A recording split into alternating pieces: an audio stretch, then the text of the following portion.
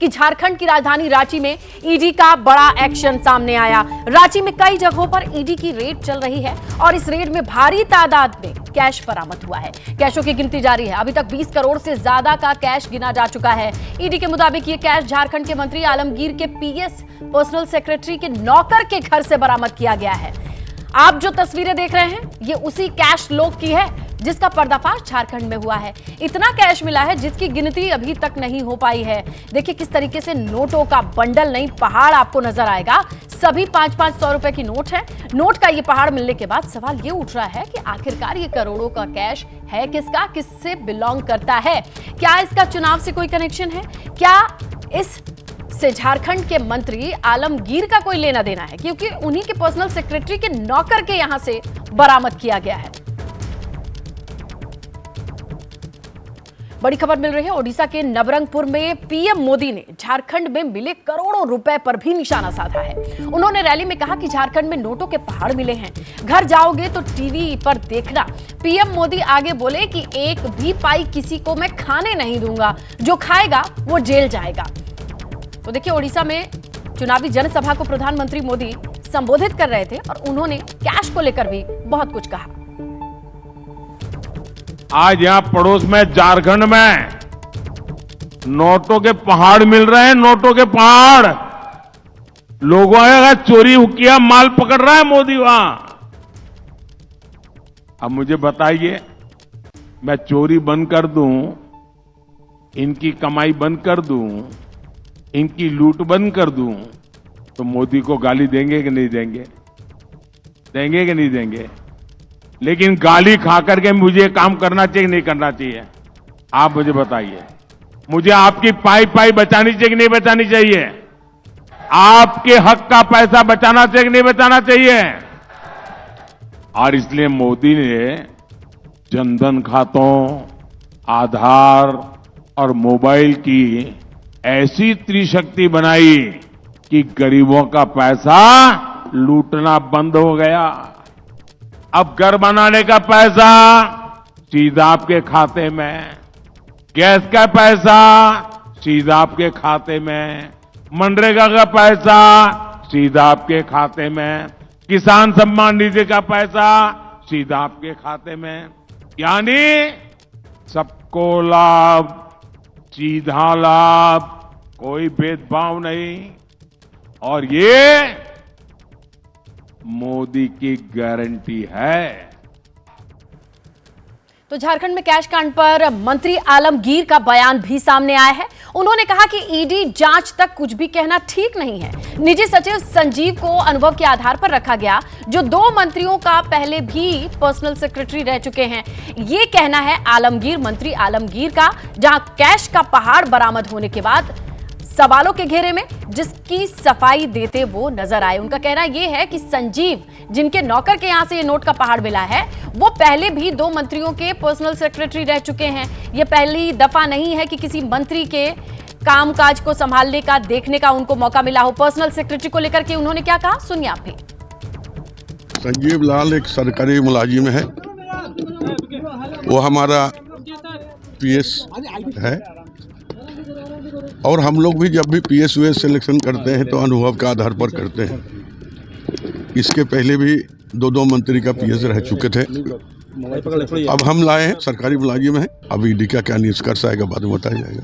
इसके पहले भी एक जगह नहीं, 2 मंत्री का पीएस रह चुके थे, उसी आधार पर उसको हम लोग लाए थे।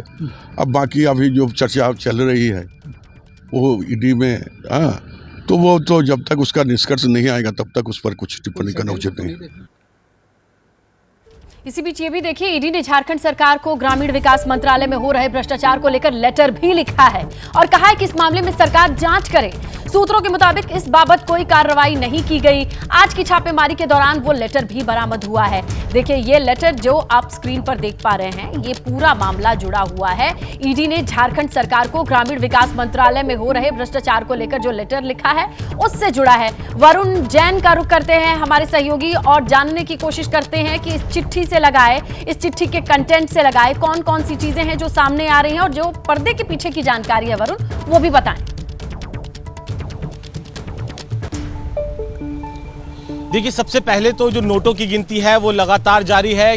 करीब 30 करोड़ रुपए के आसपास का जो कैश है उसकी गिनती हो चुकी है, लेकिन आप विजुअल्स के जरिए भी देख सकते हैं जिस तरीके से जो नोटों का पहाड़ है उसके उनको गिनने के लिए मशीनें बुलाई गई है और एक समय लग सकता है लंबाई नोटों की गिनती करने में, जिसके बाद पता चलेगा कि जो एग्जैक्ट अमाउंट है वो कितना है। साथ ही जो ईडी के सूत्र इस बात की जानकारी दे रहे हैं, जब चीफ इंजीनियर वीरेंद्र राम की गिरफ्तारी हुई थी मनी लॉन्ड्रिंग के मामले में, तब उसके बाद चीफ सेक्रेटरी जो झारखंड है उनको ईडी ने एक चिट्ठी लिखी थी, इस पूरे करप्शन के बारे में जानकारी दी थी और यह बात कही थी कि वो एफआईआर दर्ज कर इस पर कार्रवाई करे। लेकिन ईडी सूत्रों का कहना है कि कोई कार्रवाई नहीं की गई, बल्कि जो चीफ सेक्रेटरी थे को जो चिट्ठी लिखी गई थी वो जो करप्ट ऑफिसर्स हैं उन तक पहुंच गई। यही वजह है कि जब आज छापेमारी की गई तो जो करप्ट ऑफिसर्स और जिन जिन जगहों पर छापेमारी की गई है वहां पर वो चिट्ठी भी मिली है जो कि एनफोर्समेंट डायरेक्टरेट ने चीफ सेक्रेटरी को लिखी थी, जो कि एक तरह से एक टॉप सीक्रेट होना चाहिए। वो चिट्ठी उन ऑफिसर्स तक पहुंचा दी गई, तो कहीं ना कहीं जो पूरा सिस्टम है वो एनफोर्समेंट डायरेक्टरेट को लगता है इसके अंदर मिला हुआ है। अब ये जो नोट है उस पर चाहे कितने भी दावे किए जाए कि वो नोट किसके हैं किसके नहीं है, ये तो जांच के बाद ही साफ हो पाएगा। लेकिन जिस तरीके से जो कड़ियां जुड़ रही है, आने वाले समय में जो पॉलिटिकल एस्टेब्लिशमेंट है उनकी दिक्कतें भी बढ़ सकती है। लेकिन फिलहाल नोट किसके हैं, कितना पूरा का एग्जैक्ट अमाउंट है, किस मकसद से यहाँ पे रखे गए थे, इस चुनावी मौसम में इनका क्या इस्तेमाल होना था, ये सब सवालों के जवाब जो जैसे जैसे अभी जांच आगे बढ़ेगी साफ होते जाएंगे। जी बिल्कुल वरुण, आपका शुक्रिया। जैसे जैसे जांच आगे बढ़ेगी तथ्य सामने आएंगे, लेकिन इस वक्त बयानों की झड़ी लग गई है और प्रतिक्रियाएं सामने आ रही हैं, और ऐसे में गिरिराज सिंह का क्या कहना है वो भी सुनिए आप। झारखंड में कभी कांग्रेस के एमपी के घर रुपया निकलता है 300 करोड़ 400 करोड़, कभी उनके मंत्री के घर से निकल रहा है, आलमगीर के घर से। ये पैसा इकट्ठा करके मोदी को हराने के लिए ये पैसा इकट्ठा हो रहा है या और कोई काम के लिए? तो झारखंड में कैश कांड पर गृह मंत्री अमित शाह का बयान, जहां झारखंड में 30 करोड़ रुपए पकड़े गए हैं। अमित शाह ने विपक्ष पर निशाना साधा, इतना पैसा कहां से आता है ये सवाल भी किया। ये गृह मंत्री अमित शाह का क्या कहना है? झारखंड में 30 करोड़ रुपए एक मंत्री के यहाँ से पकड़ा गया, यहाँ से 51 करोड़ पकड़ा गया था। इतना सारा पैसा कहां से आता है, किसका है? ये बंगाल की गरीब जनता का पैसा। इस तरह से कोई प्रशासन को अधिकार नहीं है।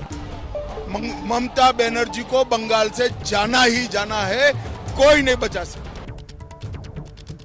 तो गृह मंत्री का ये की प्रतिक्रिया सुन रहे थे आप, और गृह मंत्री अमित शाह आज बंगाल के दौरे पर है। कृष्णानगर में चुनाव प्रचार किया और इस दौरान उन्होंने ममता सरकार पर हमला बोला और दावा ये किया कि एक बार फिर मोदी सरकार आएगी।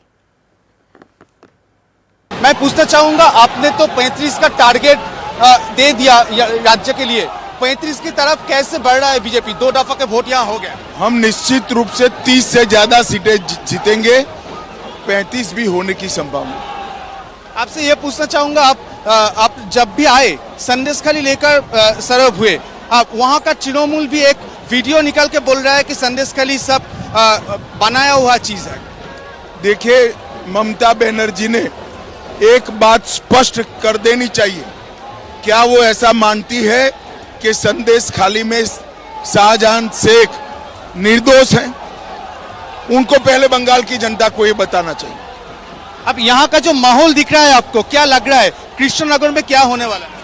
देखिए, बहुत अच्छा माहौल है कृष्णनगर में। किलोमीटरों तक लोग हमारी प्रत्याशी रानी साहिबा के स्वागत में खड़े हुए हैं, मोदी जी के समर्थन में नारे लगा रहे हैं, 400 पार के नारे लगा रहे हैं, जय श्री राम के नारे लग रहे हैं। यही बताता है कि कृष्णनगर में इस बार भारतीय जनता पार्टी जीतने जा रही है। जैसे ही घड़ी का काटा दोपहर 2:30 पे आए, बबीता जी का दिल सास बहू साजिश के लिए मचल जाए। और ये है इनकी बहू, पूरे दिन ऑफिस की टेंशन हो जाए गॉन जब ये करें अपना फेवरेट शो फ्री टाइम पे ऑन। इनकी तरह आप भी देखें अपना फेवरेट शो अपने टाइम पर और डाउनलोड कीजिए एबीपी लाइव ऐप अपने स्मार्ट टीवी पर।